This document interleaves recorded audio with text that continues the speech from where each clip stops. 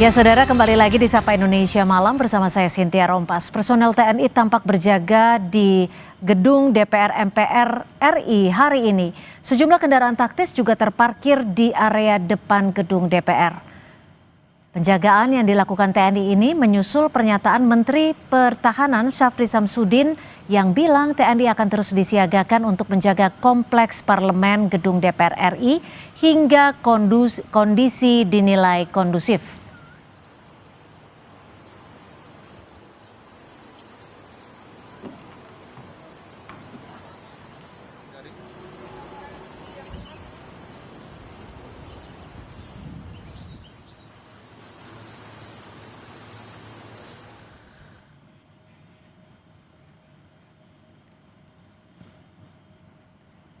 Ketua Umum YLBHI Muhammad Isnur mengkritik Menhan yang menempatkan anggota TNI untuk menjaga gedung DPR RI. Isnur menyebut penempatan ini tidak tepat.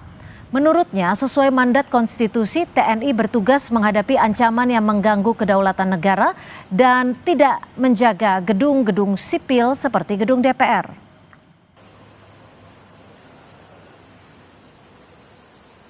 Sesuai dengan mandat Undang-Undang TNI, Undang-Undang Pertahanan, Konstitusi, TNI bertugas untuk menjaga atau mengurus pertahanan yang mengancam kedaulatan negara.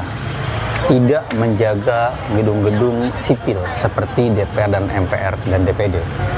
Justru ketika TNI di sana, tujuannya untuk apa? Apakah menganggap masyarakat yang datang ke DPR itu sebagai ancaman kedaulatan? Justru ini adalah salah, keliru. Jaga simbol kedaulatan negara.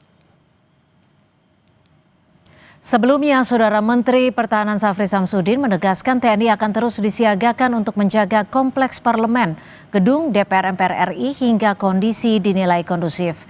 Menurutnya penjagaan ini ialah simbol kedaulatan negara. Penjagaan pun akan terus dilakukan prajurit TNI hingga kondisi dinilai kondusif.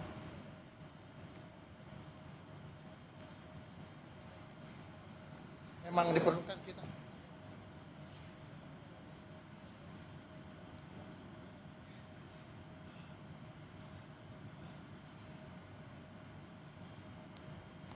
Dan saudara, prajurit TNI dilibatkan dalam pengamanan gedung DPR MPR RI. Kelompok masyarakat sipil menganggap pelibatan itu tidak sejalan dengan prinsip profesionalisme tentara.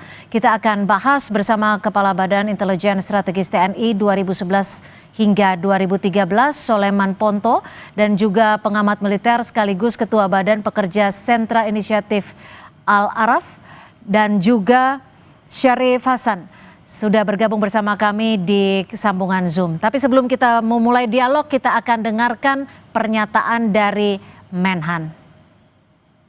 TNI akan menjaga simbol kedaulatan negara di DPR. Jadi saya sudah menyetujui dan Panglima akan menindaklanjuti bersama para kepala staf bahwa instalasi DPR akan dijaga oleh TNI.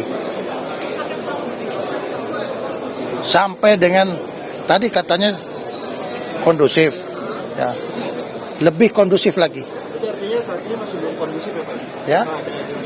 Ya, terserah penilaian situasi. Kalau memang diperlukan kita harus ada di tengah-tengah rakyat.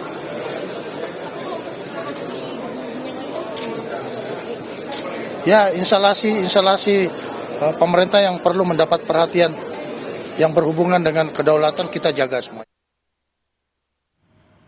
Sudah bersama saya Mas Al, bagaimana Anda melihat adanya penjagaan militer di gedung DPR MPR RI? Sudah wajarkah, layakkah, dan sudah sesuai porsinya menurut Anda? Ya, pertama secara konstitusi, Presiden adalah penguasa tertinggi atas Angkatan Darat, Laut, dan Udara.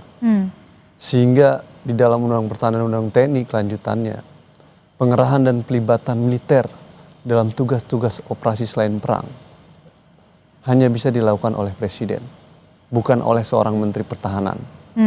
Jadi sikap dan langkah Menteri Pertahanan dengan melibatkan seperti itu sebuah kesalahan konstitusional. Dalam konteks itu Presiden harus segera mengkoreksi Menteri Pertahanan atas langkah dan sikap pengerahan TNI. Menteri Pertahanan yang membuat kebijakan pertahanan tidak dalam konteks pengerahan dan penggunaan kekuatan TNI. Oke. Jadi secara hukum dan undang-undang Konstitusionalnya ya? konstitusional salah. Yang kedua adalah fungsi utama TNI adalah sebagai alat pertahanan negara. Tugas-tugas dia adalah menghadapi kemungkinan ancaman perang. Karena militer dilatih dan dididik untuk persiapan perang. Tugas-tugas non pertahanan atau selain perang itu sifatnya hanya membantu. Jika dan kalau kapasitas pemerintahan sipil tidak bisa mengatasi situasi dan kondisi lagi. Dalam konteks ini salah satunya adalah kepolisian.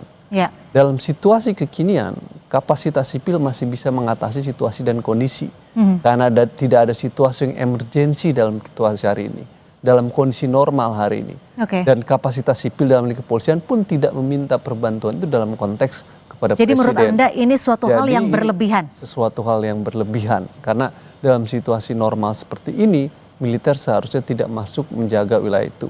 Yang ketiga adalah, ini tidak sejalan dengan suara rakyat gitu ya. Oke. Masyarakat menginginkan dengan agenda 17+8, militer ditarik dari wilayah sipil dan kembali ke barat. Karena menurut masyarakat ini situasinya normal dalam situasi normal. Gitu. Oke.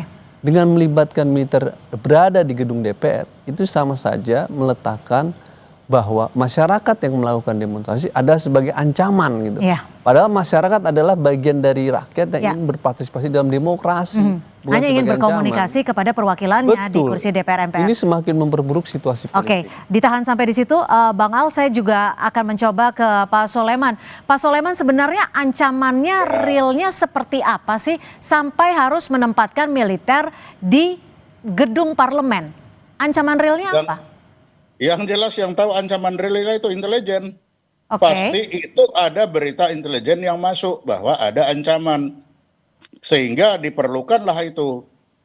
Tadi kan Pak Syafri jelas itu. Itu lambang-lambang kedaulatan. Karena salah satu tugas TNI itu adalah menegakkan kedaulatan, menjaga keutuhan wilayah, melindungi segenap bangsa. Itu tugasnya.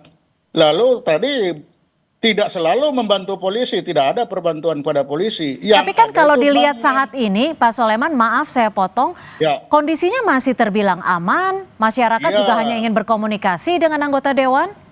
Gini, itu untuk mata masyarakat sipil aman, untuk mata intelijen kan beda. The news behind the news kita melihat, kan tidak selalu melihat yang ada di depan. Buktinya aman-aman, gedung DPR ada yang terbakar di mana-mana kan. Nah kan itu, jadi kita tidak bisa selalu melihat aman-aman di permukaan. Tapi kalau kita flashback ke kericuhan di Agustus lalu, itu kan memang ada indikasi tidak tersampaikannya keinginan rakyat untuk bertemu dengan wakilnya. Iya, boleh kan itu, tapi kan tidak sampai bakar-bakar. Yang ditakuti kan sampai bakar-bakar. Ya bakar-bakar pasti bukan orang-orang yang ingin bercerita dengan DPR kan. Pasti banyak penumpang-penumpang gelap yang ingin begitu. Itulah yang menjadi sasaran. Dan jangan dikira selalu TNI itu membantu Polri. Tidak. Kita bisa lihat pasal 7 ayat 2 huruf ABCDE, huruf E. Mengamankan objek vital nasional yang bersifat strategis. Salah satunya apa? Gedung DPR. Jadi tidak selalu membantu polisi. Tapi kan fungsi, sebelum saya lanjutkan pertanyaan ke Anda, saya undang-undang, jangan lupa itu undang-undang. Jadi kita tidak sudah perbincangkan karena itu undang-undang TNI seperti begitu. Kenapa itu? Ya tanya pembuat undang-undang. Lain kalau tidak ada undang-undang. Jadi menurut Anda saat ini sudah mengancam kedaulatan negara seperti itu sehingga TNI harus diturunkan di DPR? Kan bukan kedaulatan negara, lambang-lambang kedaulatan itu kan juga kedaulatan. Coba baca apa yang disebut menegakkan kedaulatan, menjaga pemerintah supaya bisa aman dan tentram melaksanakan tugasnya. Tidak selalu kedaulatan itu langsung oleh tembak-tembakan, tidak selalu begitu. Itu kan makanya dibaca di belakangnya itu apa isinya. Itu ada tulisannya. Baik, sebelum saya ke Pak Syarif Hasan, Anda sepakat, Bang? Gini, Undang-Undang TNI nomor 3 2025 hasil revisi itu menjelaskan tugas TNI adalah untuk operasi perang, pasal 7 ayat 2, dan operasi untuk selain perang. Salah satu operasi selain perangnya adalah mengamankan objek vital strategis. Tapi harus dilihat bahwa di aturan berikutnya akan diatur lebih lanjut melalui peraturan pemerintah. Nah sampai sekarang peraturan pemerintah tidak ada. Maka basis kita balik kepada konstitusi hanya bisa dilakukan jika ada keputusan presiden. Karena presidenlah yang memiliki kekuatan atas angkatan laut dan angkatan darat dan angkatan udara. Jadi nggak bisa seorang menteri pertahanan melibatkan militer dalam menjaga objek vital. Itu sesuatu yang salah dan keliru. Jadi gitu. artinya ordernya harus langsung by dari presiden. RI1. Iya, harus by Oke. presiden, bukan oleh seorang menteri pertahanan. Itu kesalahan dalam konteks ini, dalam membaca pasal 7 dan konstitusi ya. Yang kedua adalah yang lebih penting harus dipahami, ini rumah rakyat. Gedung Perwakilan DPR itu rakyat. rumah rakyat. Anggota DPR itu dipilih oleh rakyat. Sehingga dia harusnya dibuka ruang sebesar mungkin buat rakyat menyampaikan partisipasinya.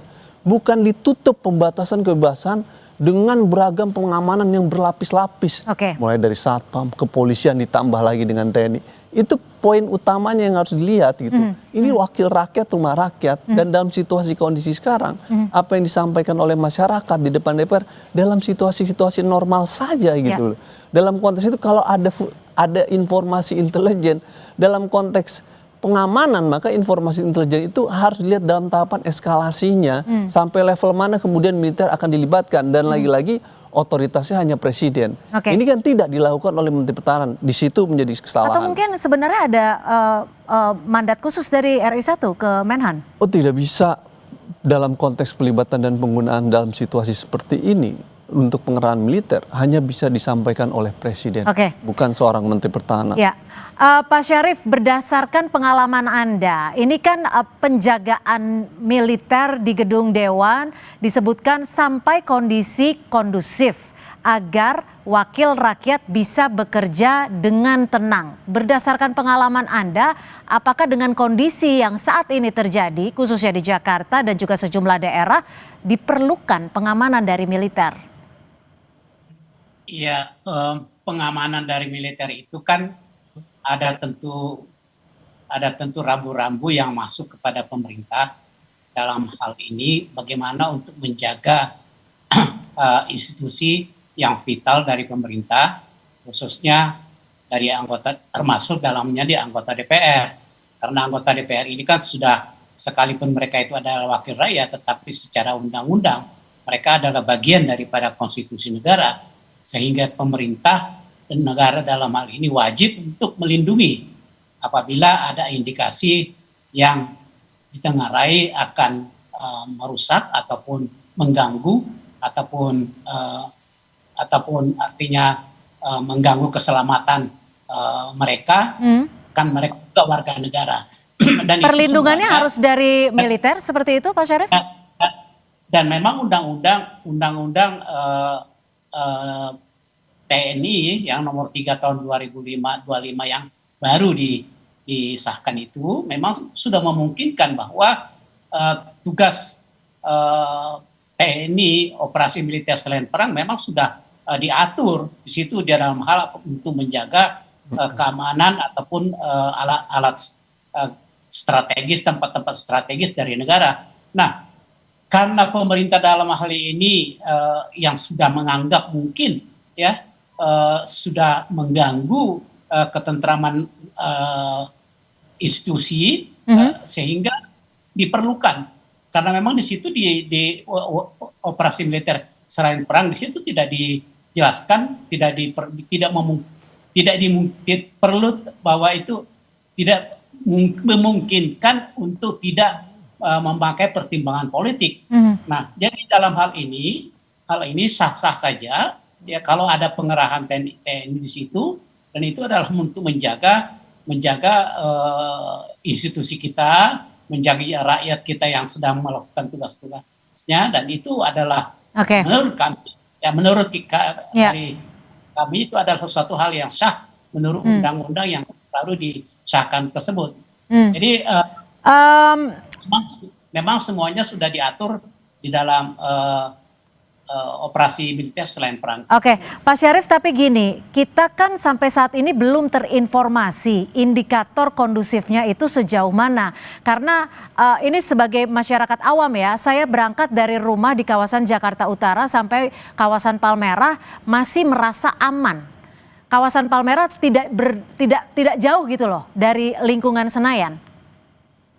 Ya begini, kacamata rakyat biasa dengan penyelenggara negara, khususnya tentang yang menyangkut tentang pengamanan negara dan rakyat warga negara Indonesia tentunya ada berbeda. Ada yang tidak disadari oleh kacamata seorang warga negara biasa terhadap situasi yang sebenarnya mencekam, sebenarnya ada bisa mengancam keutuhan wilayah dan keutuhan keamanan dari institusi-institusi pemerintah. Dan itu yang membaca itu adalah petugas-petugas dari intelijen, petugas-petugas dari aparat negara yang berwenang dalam hal ini. Jadi memang belum ada indikatornya ya Pak Syarif ya? Kalau menurut Anda ya? Indikatornya kan tidak perlu disampaikan kepada secara terbuka. Kan kalau itu bukan lagi sebagai intelijen ya. Kalau intelijen itu kan bekerja tidak perlu harus diekspos, tetapi bagaimana mencegah atas informasi tersebut, bagaimana agar potensi yang ada itu tidak terjadi.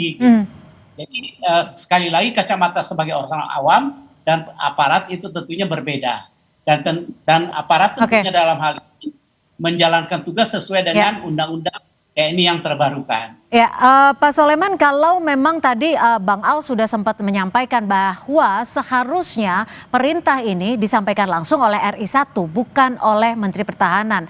Bagaimana menurut Anda? Tapi dijawabnya usai jeda. Tetap bersama kami di Sapa Indonesia Malam.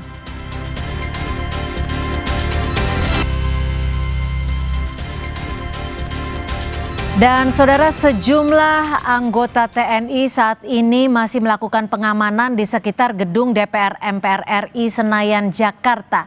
Saya akan ke Pak Soleman. Pak Soleman, kalau tadi Bang Al sudah menyampaikan seharusnya perintah pengamanan ini dikeluarkan langsung oleh RI1, Pak Presiden Prabowo, bukan oleh Menhan. Bagaimana perspektif Anda?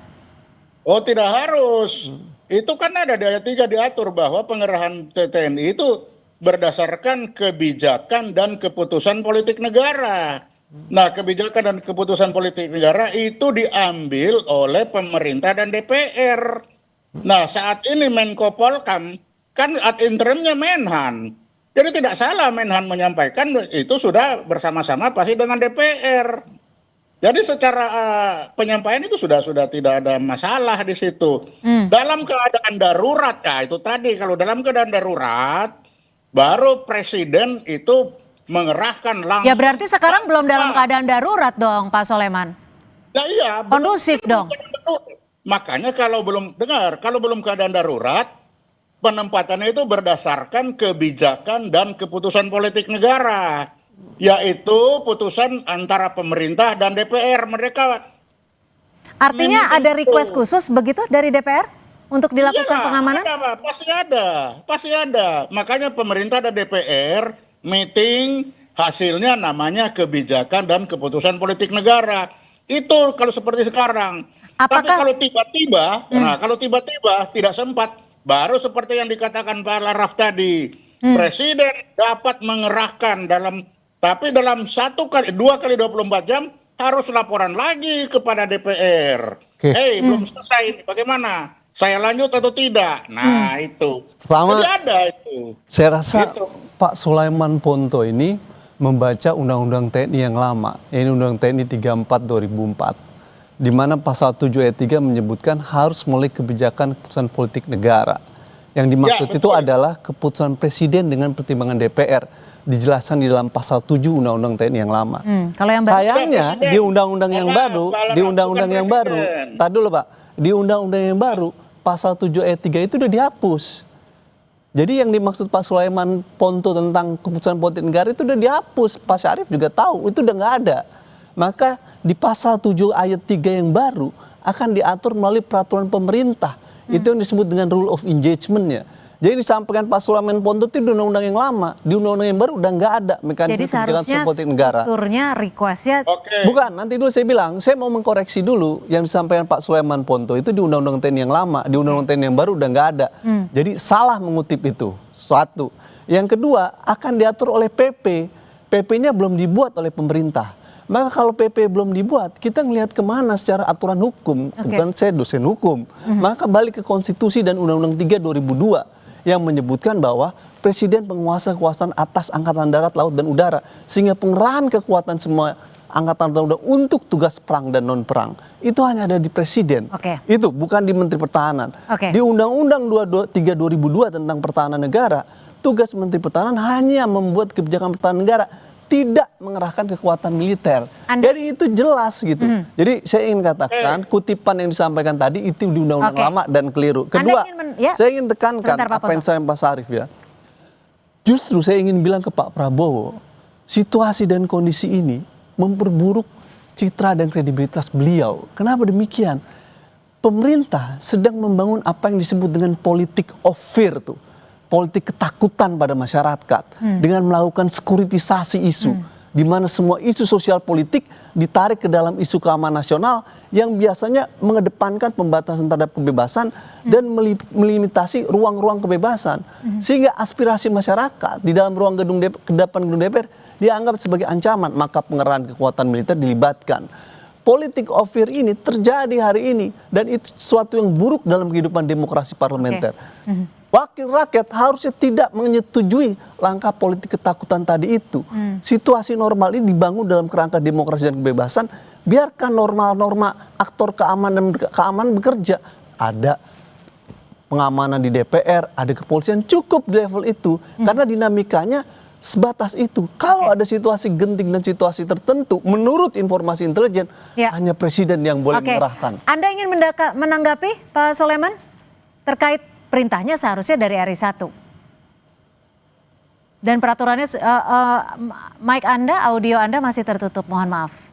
Oke, jadi nah sekarang ya boleh. Silakan. Nanti. Silakan. Oke. Jadi kalau betul itu sudah tidak ada. Nah, saya kasih tahu doktrin ya. Ini doktrin di militer. Kalau yang lama sudah hilang, yang baru belum ada, kita kembali yang lama. Karena kita tidak bisa menunggu. Nanti nunggu-nunggu tunggu berkelamaan. Jadi kita pakai yang lama. Masa kita mau turun nanti sudah terjadi sesuatu. Jadi kalau enggak ada, ya sudah yang lama pakai dulu. Mau benar apa tadi, itu urusan nanti itu. Tapi yang penting ini sudah dijalankan. Kan itu dulu. Ya mungkin Nah, undang-undang yang kalau dirubah. kita bicara, mengapa harus kita juga harus menjamin ketakutan para anggota DPR ada yang di dalam. Kenapa? Fakta membuktikan, dibiarin begitu, bakar-bakaran ujungnya. Makassar, berapa anggota DPR itu yang mati? Jadi bukan kita itu bukan semena-mena langsung memutuskan, tidak. Pak Soleman, Tapi berarti ada. teman-teman di anggota DPR sempat menginformasikan bahwa takut ya? Seperti yang Anda sebutkan tadi. Kita bisa merasakan, Pak Sarif bilang, ngapain kita kasih tahu? Kalau kasih tahu, tetapi kan itu tadi, kita harus menjamin. DPR itu bukan bangunan asal bangunan, satu itu lambang kedaulatan. Jadi bukan asal bangunan, dan di situ masuk dalam kriteria objek vital bersifat strategis. Ya, oke. Ya kan itu.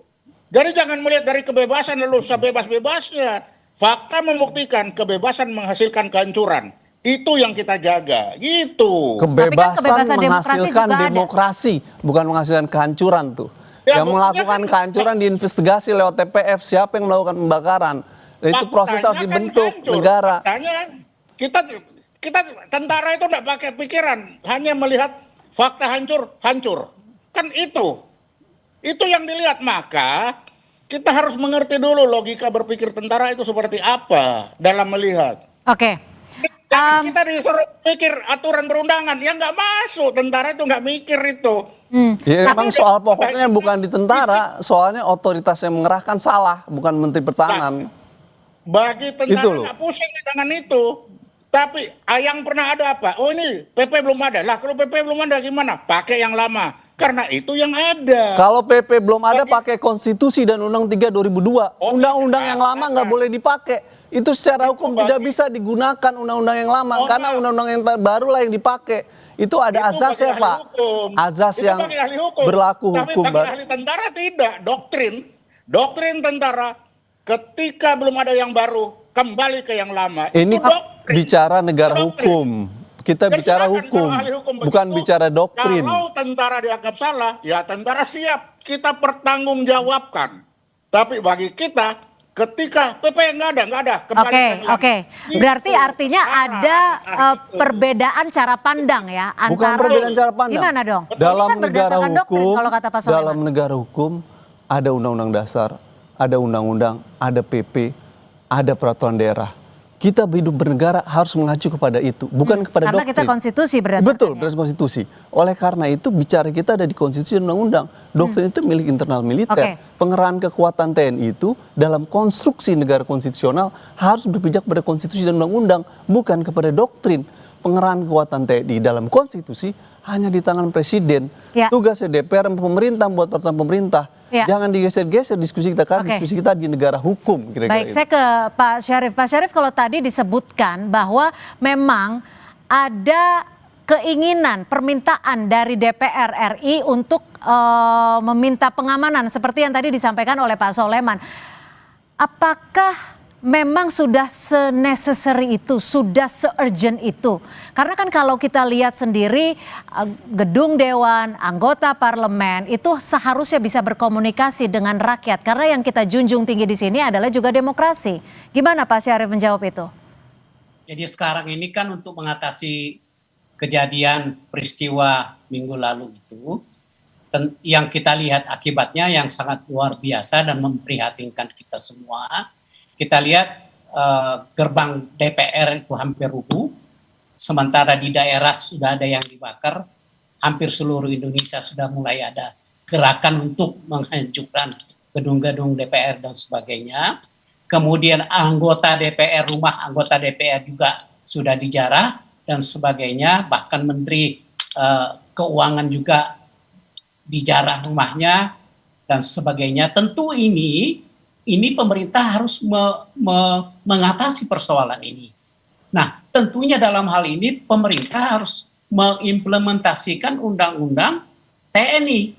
Nah, sementara undang-undang TNI tadi katakan PP-nya belum, ya, peraturan pemerintah belum, ya. Tetapi di undang-undang TNI yang sudah terbaru, sudah direvisi itu juga memungkinkan bahwa penugasan operasi militer selain perang itu memungkinkan untuk dilakukan tanpa pertimbangan politik. Itu jelas. Nah, artinya apa? Apa yang dilakukan oleh pemerintah untuk mencegah terjadinya kerusuhan yang berkelanjutan lagi, akan muncul kerusuhan yang akan menjatuhkan gradasi kepercayaan masyarakat dan luar negeri terhadap Indonesia, di mana kita sedang membangun untuk kepentingan Indonesia, dan kalau itu terhambat akan merugikan rakyat Indonesia. Sehingga apa yang dilakukan oleh pemerintah ini menempatkan militer di tempat-tempat yang sangat strategis. Nah, sekalipun itu ada yang berpandangan ini tidak demokratis, nggak apa-apa, ini kan demi kepentingan bangsa dan memang sudah sesuai dengan Undang-Undang nomor 3 tahun 2025 memungkinkan untuk menempatkan itu. Nah, bahwa ada yang berpandangan lain itu nggak apa-apa. Namanya juga negara kita ini negara demokrasi. Tetapi bagi saya dan bagi Partai Demokrat, apa yang dilakukan oleh pemerintah ini itu sudah betul-betul menjalankan Undang-Undang TNI yang terbaru nomor 3 tahun 2025. Di situ jelas dikatakan operasi militer selain perang itu dimungkinkan untuk dilakukan tanpa pertimbangan politik. Nah, kalau yang namanya tanpa pertimbangan politik itu artinya harus melalui presiden dan DPR dan dipertanggungjawabkan kembali. Ini nggak perlu, ini kita dalam keadaan katakanlah emergensi, dan ada kemungkinan untuk muncul ekses yang sangat menakutkan buat kita, dan ini yang dirugikan adalah rakyat Indonesia sendiri. Ya kan? Semua sudah dirugikan. Pak Syarif, otoritas yang kita persoalkan satu pokok adalah Anda yang merevisi Undang-Undang 3 2025 yang menghapus pasal 7 ayat 3 yang baik itu, lalu Anda rubah menjadi peraturan pemerintah dan pemerintah belum membuat PP. Jadi Anda memberikan cek kosong tuh yang membuat kondisi sekarang menjadi kacau. Itu poin pertama. Pada waktu itu kita menyatakan jangan hapus pasal itu, tetap keputusan politik negara. Tapi DPR menghapus itu menjadi PP. Sekarang PP-nya belum dibuat. Lalu Anda katakan ini kosong, pakai yang mana? Tentu kalau kita secara hukum pakai konstitusi dan Undang-Undang Pertahanan 3 2002 yang secara jelas menyebutkan otoritas pengerahan dan penggunaan untuk operasi-operasi perang atau selain perang ada di tangan presiden. hanya presiden yang boleh mengerahkan kekuatan militer, bukan Menteri Pertahanan. Saya rasa sebagai anggota Komisi 1 Anda sangat memahami bahwa Menteri Pertahanan tugasnya buat kebijakan pertahanan. Tugas presiden lah yang menggunakan penggunaan kekuatan TNI. Tidak ada yang melarang pelibatan militer dalam konteks operasi selain perang. Otoritas yang mengerahkan itu yang salah dan keliru, bukan Menteri Pertahanan. Gitu kira-kira kalau kita membaca logika konstitusionalnya, harusnya di presiden. Jadi saya ingin katakan, kekacauan situasi hari ini itu karena Anda membangun cek kosong di dalam Undang-Undang TNI yang tadinya indah dan bagus di Undang-Undang 34 2004 sebagaimana disampaikan Pak Sulaiman Ponto, harusnya melalui keputusan politik negara, tapi Anda hapus dan diserahkan kepada presiden aturan lainnya untuk melalui peraturan pemerintah. Sementara peraturan pemerintah sampai sekarang belum dibuat PP-nya. Itu yang kita kan sebagai cek kosong. Tapi dalam logika hukum, ketika ada situasi kekosongan hukum seperti itu, mana yang digunakan? Konstitusi balik lagi bahwa presiden adalah penguasa atas angkatan darat dan udara, sehingga hanya presiden yang boleh mengerahkan, bukan Menteri Pertahanan. Itu, Mas. Pak Soleman ingin menanggapi? Jadi kalau tadi Pak Laraf betul menghadapi dari ilmu hukum, ya memang seperti itu. Tapi TNI itu menghadapi dari doktrin. Doktrin TNI itu tadi, ketika tidak ada yang baru kita pakai yang lama. Itu doktrin. Kita tidak bisa merubah doktrin itu, karena itu berlaku tidak hanya untuk ini. Untuk semua yang lain-lain juga sama seperti itu. Betul, betul. Baik. Tapi doktrin itu bukan dalam konteks pengerahan. Pengerahan itu ada di konstitusi. Kita tidak berpijak pada doktrin, Pak, gitu. Doktrin itu urusan internal TNI. Ini berlaku bagi militer itu. Ya, tapi bukan karena doktrin itu kemudian militer bisa bergerak begitu saja untuk mengatasi semua hal. Tetap berpijak kepada presiden. Karena kita bicara dalam konteks negara hukum dan negara konstitusi. Baik, sayang sekali waktu kita sudah habis dalam dialog di sesi ini. Nanti mungkin akan ada sesi berikutnya untuk kita membahas lebih lanjut terkait pengamanan militer di gedung parlemen, di gedung DPR Senayan. Terima kasih Pak Sulaiman Ponto, terima kasih Bang Al, dan juga terima kasih Pak Syarif sudah berbagi perspektif di Sapa Indonesia Malam. Terima kasih.